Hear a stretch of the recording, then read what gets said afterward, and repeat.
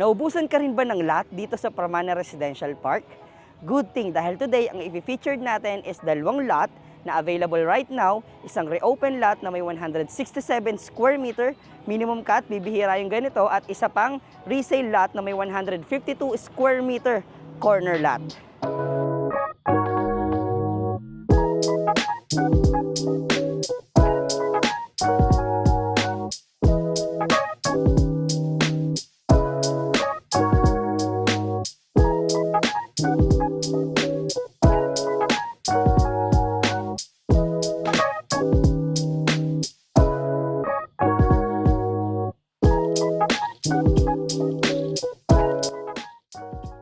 This lot, guys, is very hot sa market, to be honest. No, unang dahilan because this one is a minimum cut.